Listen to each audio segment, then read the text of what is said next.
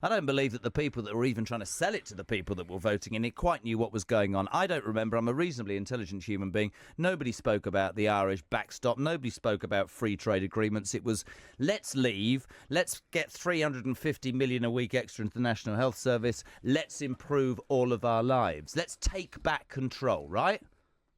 It's worse now than it was 2 years ago. Well, I mean, it's what I would like to happen would be Brexit.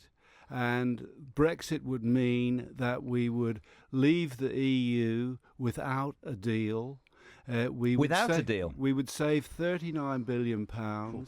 We would regain control of fishing, and we would also stop paying every time your listeners go to the shops. They pay a tariff on non-EU imports. The 93% of the world that isn't in the EU is forced to pay tariffs. So there would be some economic benefits from that, and the biggest economic benefit would be there would be more democracy. What's actually happened, and this is my final point in this, is that over the last 20, 30 years, power has been surreptitiously ceded to people who haven't been elected, the five EU presidents who aren't elected. Can we cut to the chase and talk in layman's terms? What you're saying is that you would like to see a situation where we leave the EU, we don't pay them the 39 billion, which, by the way, it just as an opinion, we're apparently going to pay 39 billion to be in a position that's worse than we were 2 years ago. Charlie and I agree about that. Look, Tim, let me just stick this in here, mate. Have you visited a few of your pubs before you got here? Because what you've just had to say, mate, is it's not going to happen. There's going to be no deal. There's going to be no Brexit, and there's going to be no May. But I think we can all make those sort of assertions. You believe that? Charlie may well be right. Undoubtedly. I mean, if you know. Tim's a great businessman, and he runs a great business. And, you know, I'll still drink in these pubs after today, but we've got a different view here. The country's split over it. We need to all grow up. We all need to realise that what we want is the best for the country. And no way can the best be for the country. I mean, everybody knows, Tim, no deal. A bad deal is better than no deal. I mean, you know, Theresa May ain't business orientated. No, agree with that. Okay, and she's leading this campaign. I'll tell you what I think, though, gentlemen, quickly. I'll tell you why I think she's still leading this campaign, because of the complete confusion, the inability for people to agree about absolutely anything, seemingly has enabled this woman to still be in 10 Downing Street. That's what I think. You're right, I honestly believe that. But you know, Jeremy, a day's a number. Let's not kid anyone. But are they? Of course they are. Come on. But I mean, every time there seems to be a coup, it seems to me, people backtrack. She's a three-time loser. She supported Remain, and she hid behind her desk. She called an election, and she hid behind a daft slogan, strong and stable, never really said anything. And then she said, I'm going to take you out. Brexit means Brexit. We're going to leave the customs union, and she's lost at that. So she's not very good at the job. Well, she's not very good. If she was working for Charlie, he wouldn't leave her in charge of buying his loo seats. Oh, right, okay. Bullcocks, you like what we did with that. Brexit. Thank you. What's going to happen? Are we going to leave, or are we going to stay? Are we going to pay him the money? What's going to happen? Look, let me just jump in here. Undoubtedly, as I said before, there's going to be no deal, there's going to be no Brexit, and there's going to be no Theresa May. But that sounds great, but do you genuinely believe that? Well, I honestly do. I mean, look. So what's going to happen after March 2019 then? Tell me. What's going to happen? Yeah. I actually think there's going to be a people's vote. And, you know, everybody can disagree with me or agree. It was very close before, and I think now the truth's come out. They talk about they was going to put 350 million a week into the NHS. Mm-hmm. They reckon now, the experts, it's costing us 500 million a week. But Charlie, with respect, people's vote is another referendum. At what point do you stop and go, we've had 2, we've had 3, we've had 4, we've had 5? But the fact of the matter is, or do you call another general election? Could any politician at this moment, and I'm not sticking up for Theresa May at all, the Labour Party split, the country split, Parliament split, is anybody able to get this Jeremy, through? That's why big constitutional issues like that are put to the people. It's rare in a referendum. That's why they asked the Scots. That's why in 1975, 43 years ago, they had a referendum on the common market as it was then. So when you stick a note through everyone's door, which David Cameron and Theresa May did, it said, you decide and this is the quote, the government will implement your decision, and that was to leave. You can't turn around then and say, oh, we haven't been able to negotiate a good deal. You honestly believe that we will be better off financially and economically? There is no question, and no one's arguing, apart from Charlie, with the maths, because And we have to pay 39 billion in a few weeks. We'll save that with no deal, and our food prices will go down, Charlie. The economy's gone down 2.5% since the referendum. They reckon we're costing us 66 billion at the moment that we've lost. So 39 billion that we've got to pay them is neither here nor there. You know and I know, Tim, there ain't nobody can prove anything we can be financially better off. I ain't doing this for business. I'm doing this purely on the basis of the economy and what's best. Doing what? Well, voting that we need to remain. I mean, we must be off our head. The sign was there when she started doing that stupid dance she done. That was the sign when you knew she's not all the ticket. Agreed. The woman needs locking up. But you both. That's going too far. You both agree. Well, what would you do with it then? I said the other day, I thought that if her legacy was to make Jeremy Corbyn look electable, that's not a great thing, is it? But here's the point. Let's get back to Brexit, right? You sit on separate sides of the fence. That's understandable. You two sum up the great British public right now. I want to know what actually, forget the rhetoric, what's the reality? So we were told 2 years ago, let's put 350 million a week into the NHS that is creaking and needs our help. Let's get out of a place that tells us what we should buy and what we should sell and sets prices. We are an island. We've always been an island. We'll get it right. 53% of the 17 million or whatever it was voted for that. Done. Fine. Then it all starts. Did Cameron hold a referendum in the first place to try and cut UKIP off? Yes, he did. Did he need to? No. As the Prime Minister with the majority, he should have said, there, do it, and I'll implement it. But he did one because he stuck his neck on the line. I blame him massively, by the way, whatever anybody says. You say leave. You say stay. You say leave. In the end, right, for people listening, people in the country, you're both businessmen. You're perceived as successful businessmen. People read stuff every single day. They hear if we leave, there'll be an economic crisis. There won't be food. There won't be medicine. There won't be this. There won't be that. They hear if we leave, the EU, the EU will charge this and we'll be giving our money. People need to know the reality, gentlemen. What's going to happen? The problem is, Jeremy, there's a very strong political angle in this. I agree. And both sides have made exaggerated claims. But that's why democracy works, because the public is far more intelligent than people say, and they can see through. But then if the public are intelligent, Tim, with the greatest respect, this country should leave the EU because 53% of them voted. Why are we having a debate about another one? Well, yeah, that's a good question. If you're complimenting your democracy and saying the people's vote counts, 53% of the people that voted 2 years ago said we want out. Why isn't that enough for you, Charlie? Well, they went on the basis of the lies that was told. We're now being told the truth. We now know I agree with that. Well, you know what I mean? What I'm saying, Tim, if you had someone behind your bar lying, what would you do with them? Sack them. I think there were exaggerations on both sides. So the 350 million, the BBC, for example, said it was really only a net half that. Then there was the 4,300 per household from the Remain side, which has been completely discredited. So, but the public is used to this. The public's intelligent, and that's why democracy works. They can see through it. They voted to leave. They heard the arguments. They couldn't have missed them about how we were going to go to hell in a handcart.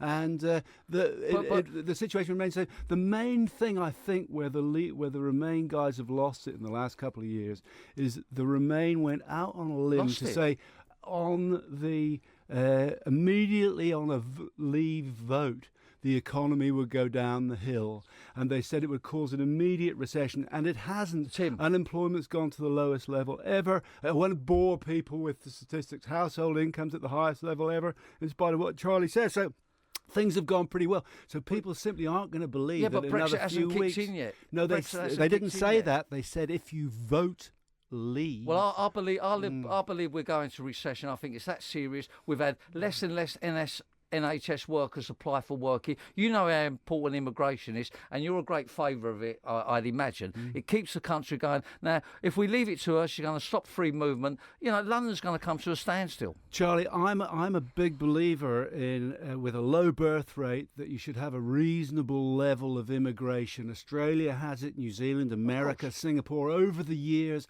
and it goes hand in hand with good economic growth. The only bone of contention between me and you is I want it controlled by the government. And not controlled by people we haven't elected in Brussels. Everything's got to be controlled, Tim. But what I'm trying to say is, she sold this Leave campaign on the basis of immigration, which a lot of people have voted on. I mean, you know yourself that what's been said has been very misleading. The truth is, not only are they not giving away 350 to the NHS we're saving, it's costing us 500 mil a week, right? So in the real world, we're 850 mil that it's costing us, which the government are lying about. Look, I don't agree with your stats, but I will not go into the stats too much. But what I would say Charlie, is that the people who said they were going to cut immigration to 100,000, which is stupid. And I personally think it would be bad for the country, and this did the most damage to the Remain campaign, were David Cameron and Theresa May. They said they'd reduce it, whereas people knew within the EU you couldn't. And I and you don't know or believe strongly that that's too low a level of immigration. London's had a decent level of immigration for the last 20 years and done very well. Hold a minute. Ring that bell. Round one's out. No,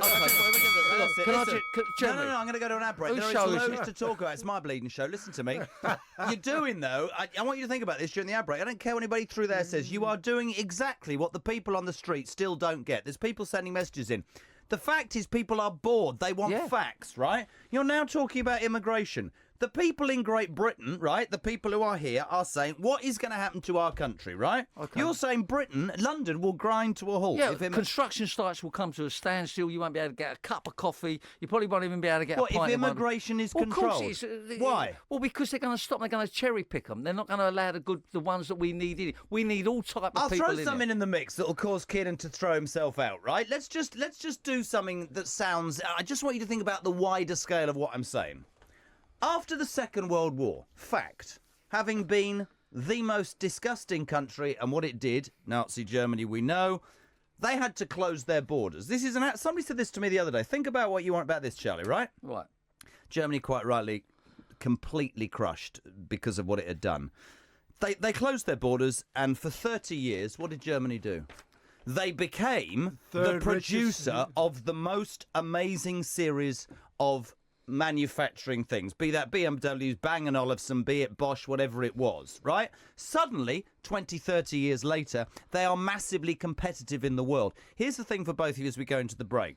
If we leave the EU, can't Britain become more competitive, stand on its own feet, produce better things, use its own workers? Suddenly all the people that were working down the mines are away.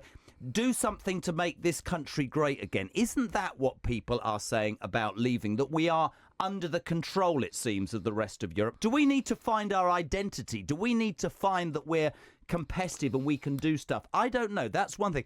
The other thing is, that's all well and good to say that. The people who are saying leave saying, it's a frightening tactic. We're saying we're great and we're not. We haven't got products to sell. We haven't got markets to use, and we're going to fall on our backside. So at the end of round one, gentlemen, during this ad break, work out for me how the British people who are listening can benefit. If you want to be part, maybe agree with Tim, maybe agree with Charlie. 0344 499 1000. This is apparently the Jeremy Kyle Radio Show, and they're convincing me that Brexit is interesting. Caroline Banks says, I'm totally sick of Brexit. If we're going to leave, get on with it. Talking Brexit is a pile of old rubbish. Will it be May's deal? No deal, no Brexit. We are joined by Charlie Mullins, OBE, Pimlico, Plumbers.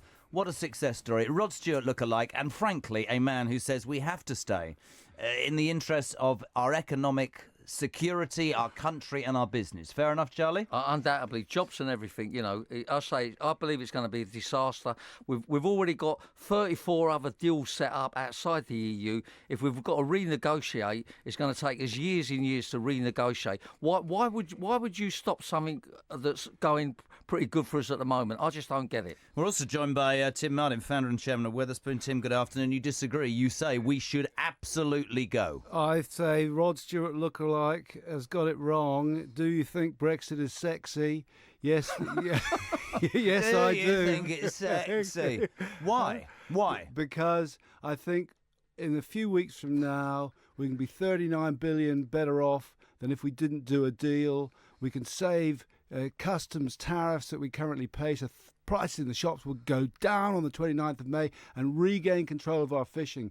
So, and all the other things that poor old Charlie's worried about, we can overcome those. Yeah. But Keenan's right. Do you accept that we will economically have to take a couple of steps absolutely backwards to go forward? That there will be initially to people on the street an effect? No, on day one, instead of it being a cliff edge, which is what people have called it, it will be the sun-lit uplands, because now it's transpired Theresa May wants us to pay 39 billion quid. We'll be better off on the 29th of May if we just leave. So you actually think now, no Brexit at all, no money to them, no 39 million, forget the EU, done? Well, yes, basically yes. Can I put something that I said in the break to you, Charlie, right? Yeah. You know, we talk all the time about Trump and everybody gets really impassioned and that's fine. If Donald Trump was running this country, he'd have gone to Brussels, somebody said to me this week, and he'd have gone, you ain't getting your 39 billion, we're leaving, that's what the people voted for, you can stick it where the sun don't shine. That's what Tim's saying. What's wrong with that? Well, you can't just go around sort of forcing people into situations, even if. But that's the will of the people. Well, it ain't the will of the people, because the will of the people has now changed, and the will of the people now is more remain than what they are leave. And now we know changed. Well, it's changed. If they're doing voting now, they're saying 56% of people would now remain. But that then begs the question that we were talking about, Charlie, about a referendum. So if you have a referendum on any particular subject at any time in your life, and then 4 months later, 4 years later... 2 years later. But the fact is, at that moment, people voted for it. But that's right. But what I'm trying to say is lies were told. 2 years down the line, we're entitled to change their mind. If we're going to be worse off, why can't we change their mind? It's like a boxing match. It was a very close fought contest. What's wrong with having another fight? And often there's a different result. But then you think about governments, don't you? You vote for a party, they get into power, and 9 months later you think they're not very good. You don't get a chance. Maybe he's right, but they should. I don't know. Then you've got fixed parliaments now, so you have to wait 5 years. It's impossible when the whole issue has been handed over to the British public in a referendum. Do you not think it should have been? Do you not think it should have been? I think it should have been, because that's what happens in big constitutional issues, like in Scotland and like 1975 as regards the common market. So it had to be. It was on the paper that was sent by the government to every household saying, we will implement what you decide. They can't go back now and say they aren't going to do it. Yeah, but also, Charlie, the thing is, you said that there's a lot of different polls going around the place. Sure. But the polls on the very day of the referendum said that Remain was going to be win by something along Tim, the lines of what you just said. Tim, look, mate, honestly, I only want what's best for everyone. You know, I ain't here to have a row with anyone. I'm here to prove a point that. Which is what? Sorry? Which is what? Well, the point is that for us to leave would be disaster. And look, maybe we got Jaguars have got it wrong. They're moving. You've got Lloyd's of London Insurance are setting up in Europe. You've got BMW are moving. You've got Mike Carney are already saying it's costing us £40 billion.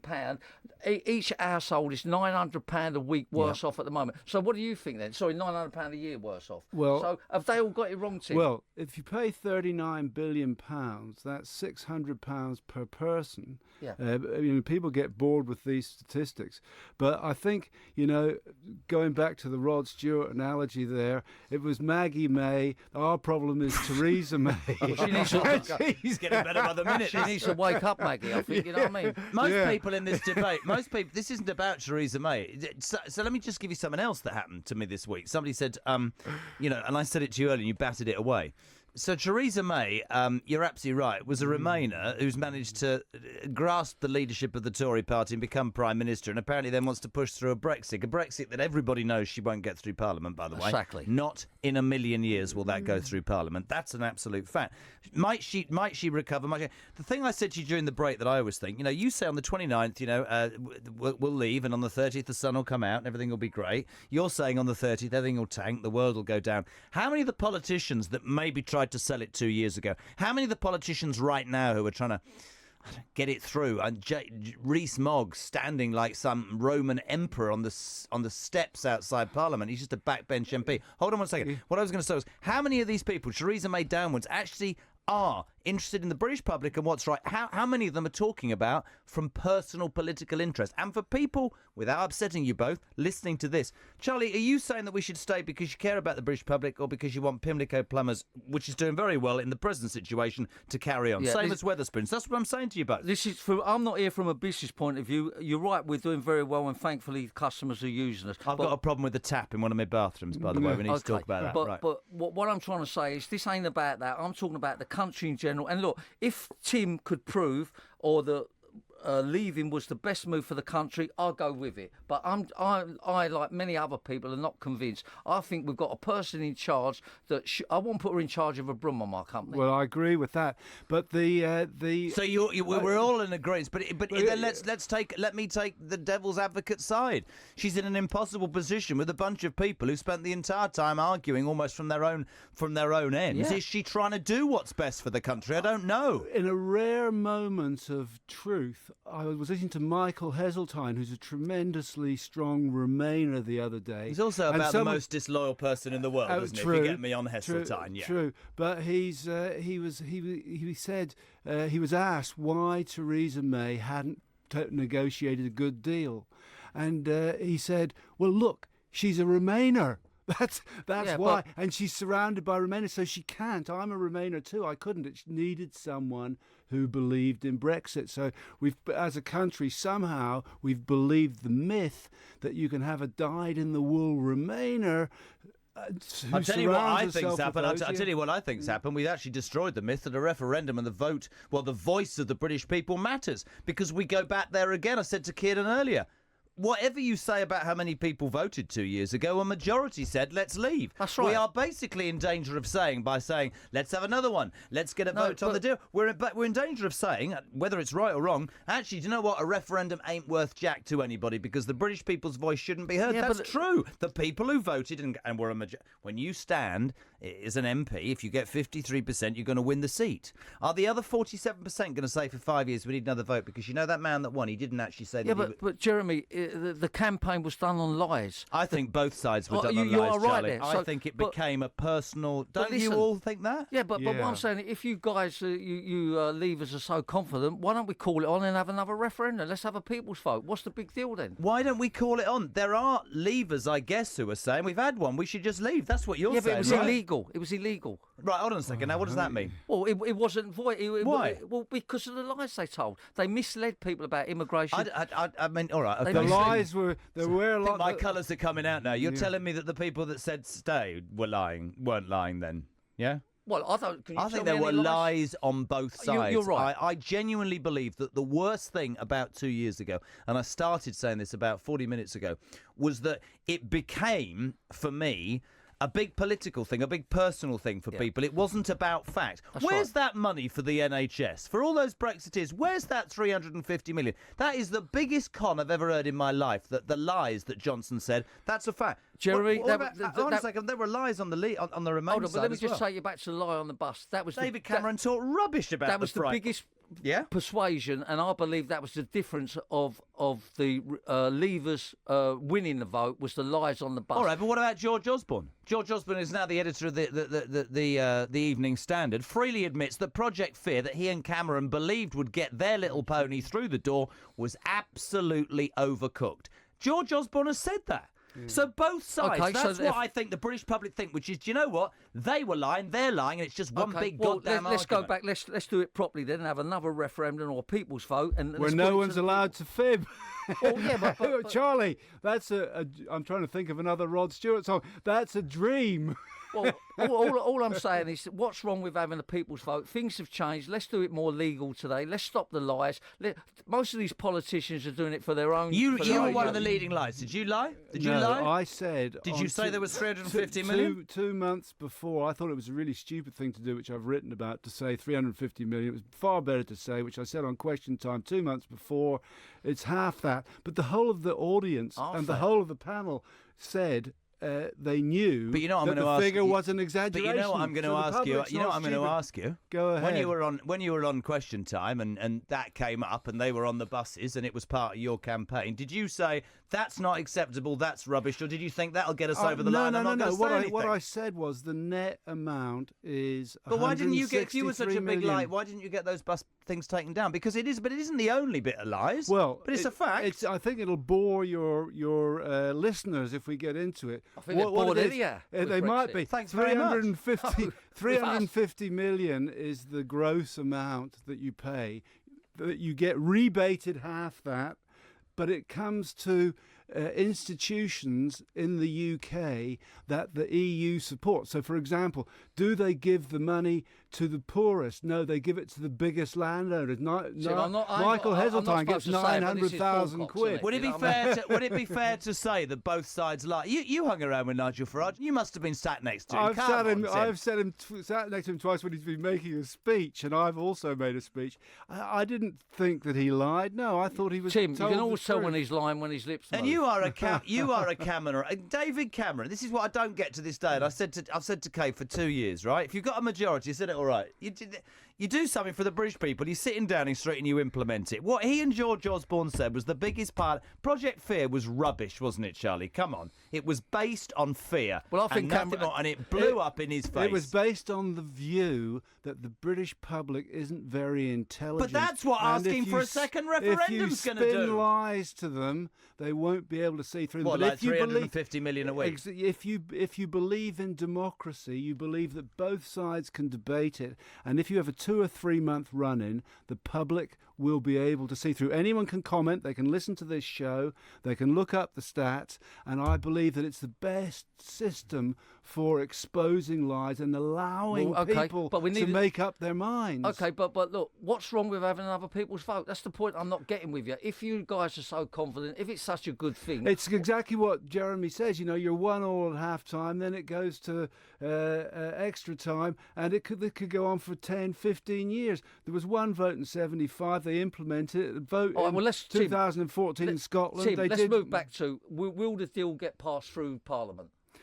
Well, I hope that the deal won't, and that we therefore leave with no deal. And everyone that he sells his plumbing services no are deal's better better off. than a bad deal. Much Okay, no deal's much better. The world better. I come from, half a loaf of bread is better than no bread at all. Well, I think.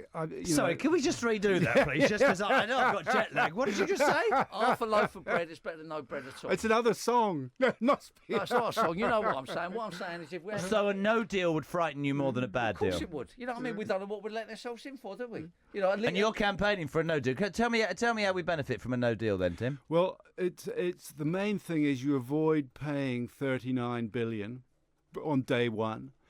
You get rid of the tariffs on oranges, coffee, and 12,000 other things, children's clothes that the EU forces us to charge. You know where the tariffs go? To the UK Treasury? No. Can I ask you a question? Because we're gonna be at the end of round 2 in a sec. You know, 2 years ago when you were stood next to Farage and you were saying, we need to leave, did you advocate a no deal then? Well, I don't think it got into that level of detail, but yes, I said... Most people on your side 2 years ago were saying a no deal was an absolute disaster and it should have to be, No one said that on our side. Look, even May was saying that. They didn't say that, even Jeremy. She was That's an that. exaggeration. They said, what most of them said hasn't everybody moved their opinion is what I'm trying to basically say. Well, after 2 years of debate and analysis of the thing by lots of newspapers, by lawyers, etc., it's right that people have modified what they've said and what they understand. I'm sure the public understands a lot more about tariffs and about the EU than it did a few years ago, which has got to be a plus. Do you both, at the end of round 2, Charlie, bring you in massively in here, do you both believe that more honesty should have been implemented 2 years ago on both sides to the British public? Undoubtedly. On the office wall of Wetherspoon, we've got a quote from a Jewish emigre to America who was very successful. Sell cheap and tell the truth. And that works in the long run. But the British public are not interested in that, Tim. What they're interested about the future of the country. They're not bothered about money. They're not bothered about... What they are really bothered about is, NHS, immigration, people's jobs, people's livelihoods. But that is money. Okay, but what I'm trying to say, we're concerned about our future welfare. businesses have stopped investing here. You know, I mean, you're a great business guy, and I just got to presume you've got some deal wrapped up like outside the EU, have you? Well, what we started doing... Direct question, Tim. Yeah, I'm going to answer it directly. What we've done is we've started, because everyone said, which I don't believe, the ports of Dover are going to become a lorry park, so we won't be able to import from the EU. We have switched to buying brandy, Jägermeister, wheat beer, and 101 other products from America. Exactly. And other countries. So, exactly, but I'm saying, so you don't need the EU. So from a business point of view, it's a great deal for Tim. Well, 90% of companies don't trade with the EU. So we do trade with them, and we've been able to switch. So what the point is, it's that any problems that there are can be overcome. Right, Charlie. 2, push that bell, and around 2. That's it, right, okay. In the next bit, right, how does this impact on your business? I need some water. How does it impact on your business? Did my voice again. It's great. It's absolutely brilliant. So Charlie Mullins, Pimlico Plumbers, and Tim Martin, founder and chairman of Wetherspoon, on separate sides of the Brexit fence. One thing that comes out of this, whatever your opinion, is this is something that has split the country. It's split the country socially, economically, morally. Everybody seems to have a different opinion. There are certain things we all agree on. You know, May is seemingly there under, I don't know, false pretenses. Can she get it done? Will it go through? Business-wise, though, Charlie, how does this affect? I mean, are you saying we should stay? Because I'm being honest, is doing very well. It won't if we drop all of that and go on our own. Is this personal interest? What will happen? What is happening? What could happen to Pimlico Plumbers? We don't. Well, as a company, we don't necessarily deal direct with the EU, but I'm sure a lot of our customers work with it. I believe if it affects the economy, it'll affect everybody. I also believe that the NHS problem of shortage of staff is a massive thing. Got nothing to do with my business at all. But at the end of the day, we have to worry about us as a country, not just about money.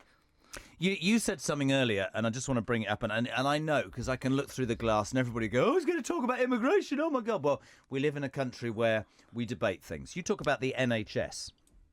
How come there are still 3 million people unemployed in the United Kingdom, and yet a lot of the jobs in the NHS are from people who have come from other countries, skilled people, because the people in the United Kingdom don't want... I mean, here's a fact for you. I'm not saying immigration should stop or stay, but why is it that so many of the skilled jobs in the NHS are being done by people, from other countries? Why is that? Undoubtedly, wages needs to go up, and there's one big problem out there of why we've got so much of unemployment. It's called benefits. If they change the benefit system and only give it to the people that need it and not the people draining off the country, these people will fill the jobs. Well, you know what? Somebody said to me once, and you know what I do during the day, right? Somebody said to me once that in the old days, actually, one of the greatest inventions in the modern world was the benefit system, a system that says morally to people who cannot look after themselves, we as a society, right, will look after you. I think that's incredibly powerful. But nowadays, it's changed. There are too many loopholes. Here's the thing. Now you say there's 3 choices when you finish school. You can go to university, you can go to college, or you can go to work, or you can go on benefits. It was never meant as a career choice. You talk about immigration.